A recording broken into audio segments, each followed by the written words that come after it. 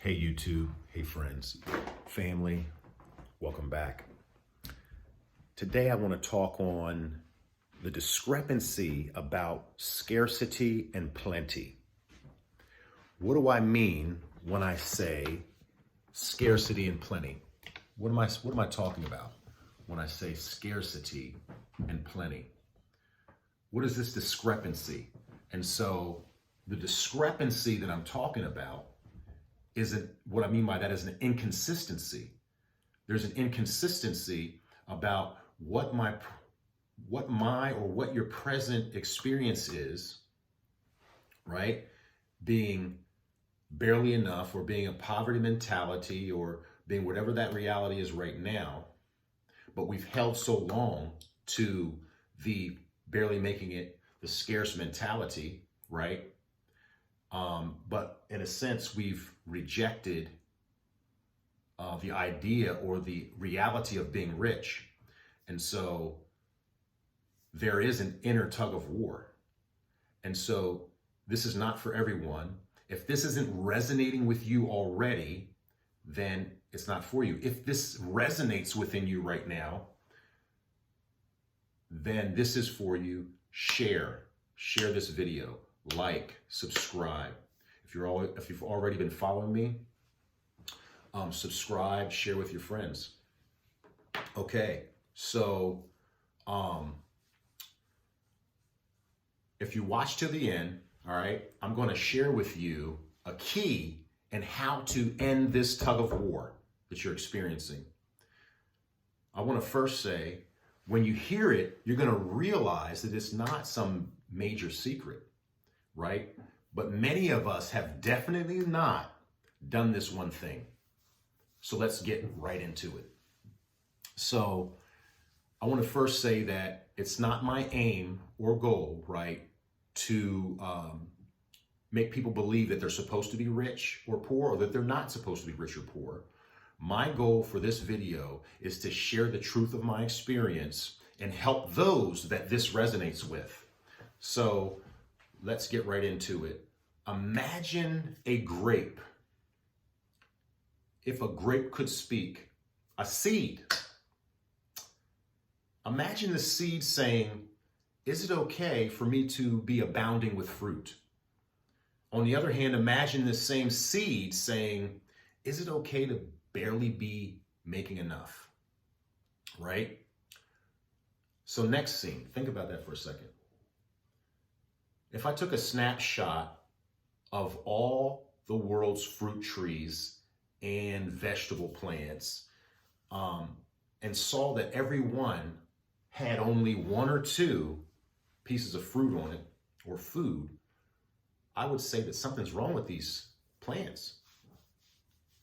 Fruit trees and plants, herbs, etc., as we know it, are fruitful. They produce excess, more than enough. They do what they're supposed to do. It's built into the seed, right? And so you could say that profitableness and abundance is built into the seed. I believe it's the same for you and me. I believe the sower is like the seed in this way. So for me, being fruitful and multiplying is a part of living a fulfilling and satisfying life.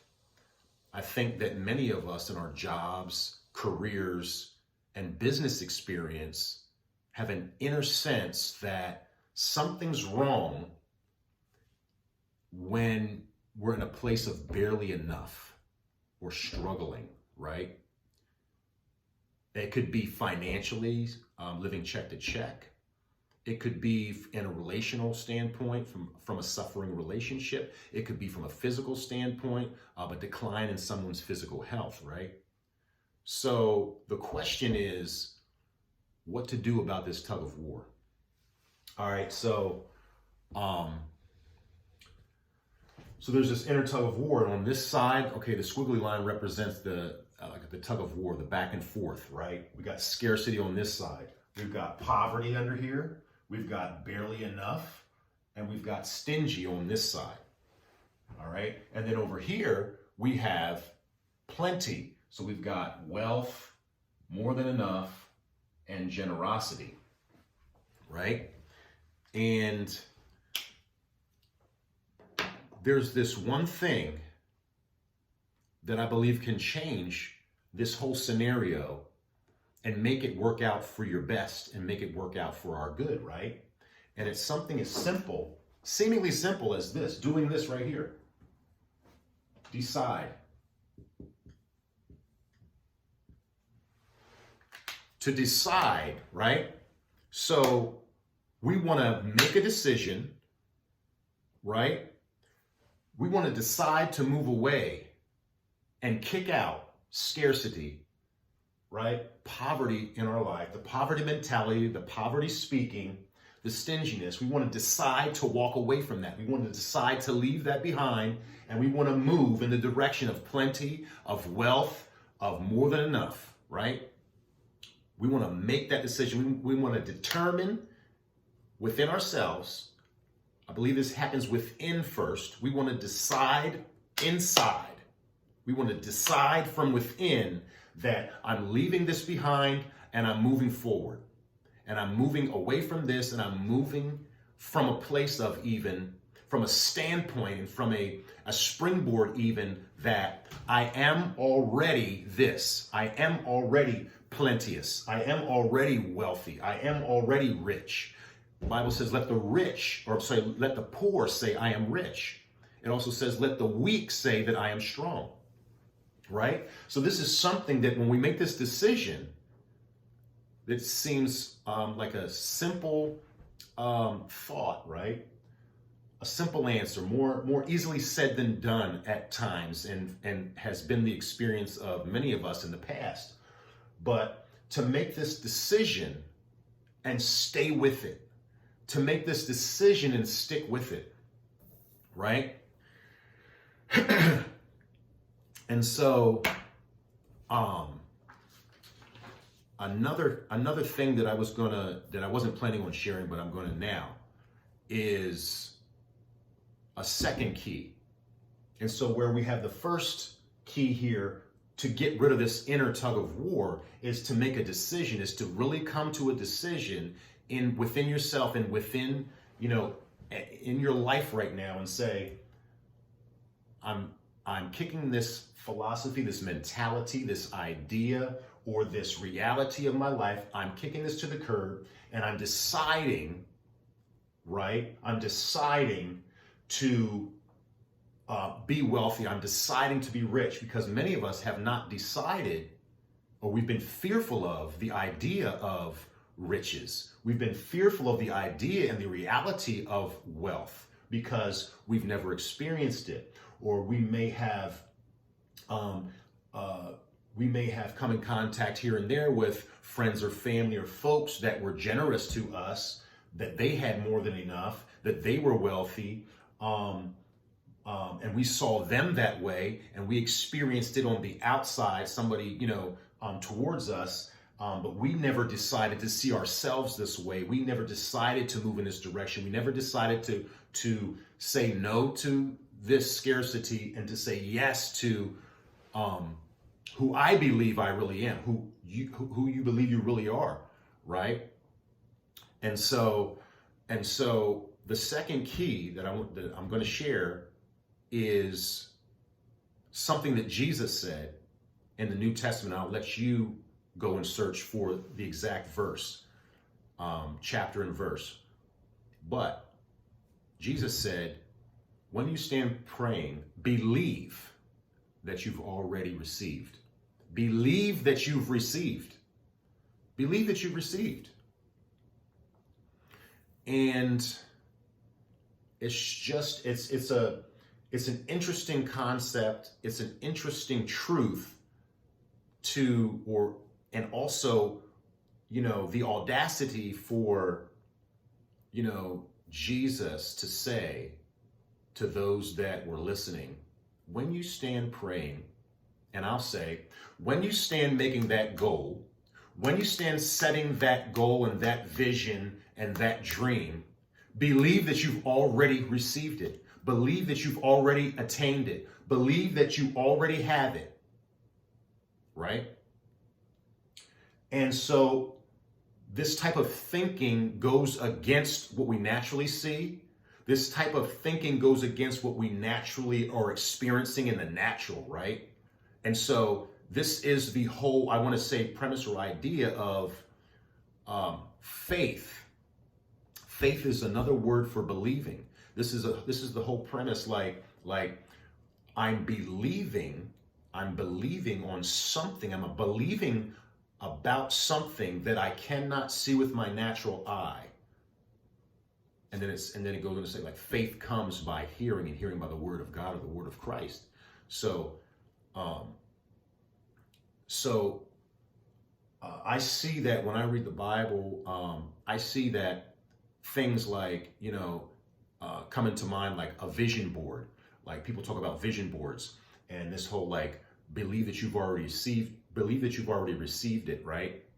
How do I do that? How are some practical ways that I can believe that I've already received something that I don't physically have in this natural?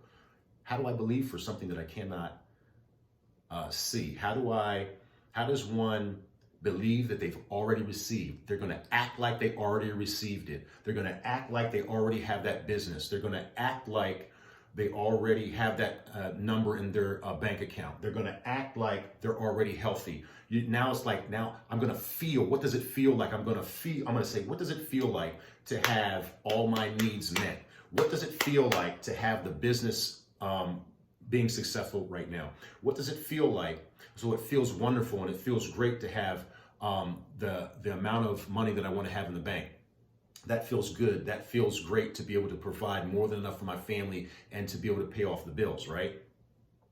Get the feeling, we see, what does it feel like? Can I see myself? I see myself already attaining the thing that I desire. I see myself already. He says, believe that you have received it. So I'm giving a few examples, but I'm sure we can come up with other examples, and you can think of examples yourself of the different things that I can do to enhance, or what would I be doing if I already had that thing? What would I be doing? What would I be feeling? What would I be looking like? All right. And so on and so forth. And so those are some of the things that we can do to believe that we've already received that thing. All right. And so the decision has to be made. A clear decision has to be made, and we need to stay with that, right? And then believing that we've already received the thing that we're looking to do, the thing that we're looking to, the venture or the business deal, or the good relationship, the better place, better circumstance for your family. Like, believe that you already have that already. And what does it look like? What does it feel like? All right. And so why the tug of war? And I'm going to say that there hasn't been a defining moment in your life. Let this be the defining moment. Let this video be the defining moment. Why the tug of war?